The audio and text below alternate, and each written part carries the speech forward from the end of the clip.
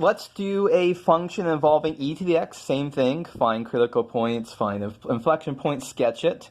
So f of x is x e to the x. I already calculated out the first and second derivatives. Had to use the product rule for that, so you might want to double check that yes, you do get this yourself. Let's set these equal to 0. So think about e to the x. E to the x is never going to be 0, so this is only equal to 0 if x plus 1 is equal to 0. So the only critical point is x is equal to minus 1. And then similarly, if we set the second derivative equal to 0, again e to the x isn't going to be 0. So the only possible inflection point is x is equal to minus 2. That's the only time when the second derivative is 0. So let's make our sign chart. So we only have to put on minus 1, minus 2. And now let's think about signs here. So if x is bigger than minus 1, this is positive. E to the x is always positive. If x is less than minus 1, x plus 1 is negative, e to the x is still positive. Positive times negative is negative. For the second derivative, if we have anything bigger than minus 2, positive times positive. If we have anything less than minus 2, this will be negative. So there's our sign chart.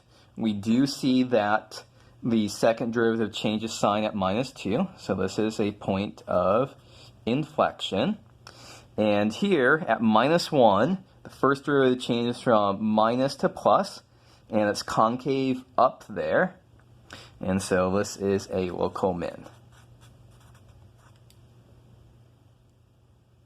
Okay, so we can go ahead and start setting up our sketching.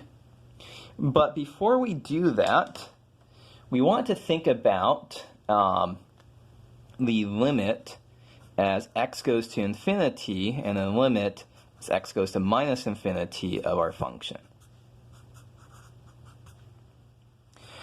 And so what we have here, so it's pretty easy to think about as x goes to infinity, x and e to the x both go to infinity. So that's infinity.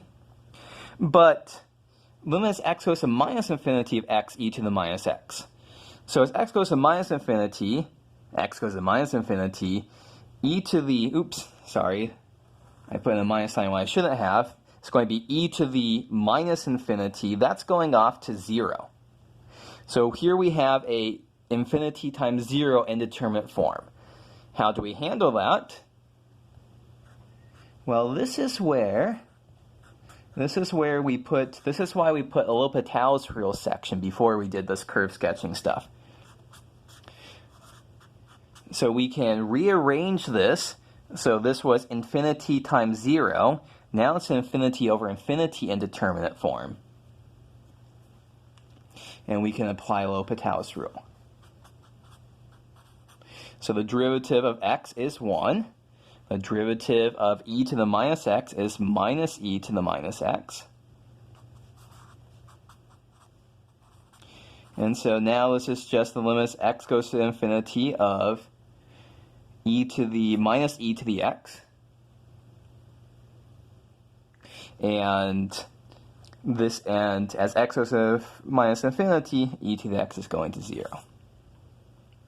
So here we have information about as x goes to infinity, our function goes off to infinity. As x goes to minus infinity, our function goes off to 0.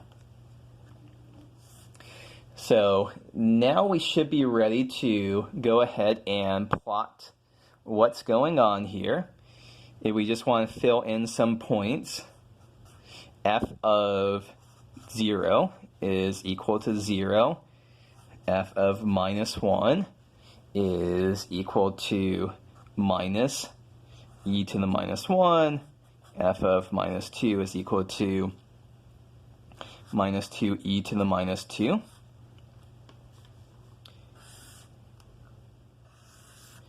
So let's see here. F of 0 is 0. F of minus 1 is minus e to the minus 1. F of minus 2 is minus 2e to the minus 2. And so this is what things are going to look like. Let's check our sign charts. So beyond 1, increasing and concave up. So like that.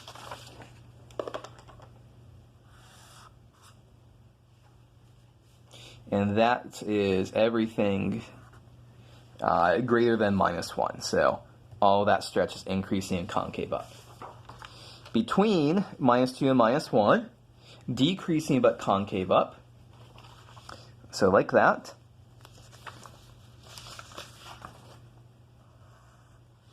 And now less than minus 2, decreasing and concave down. So it looks like this.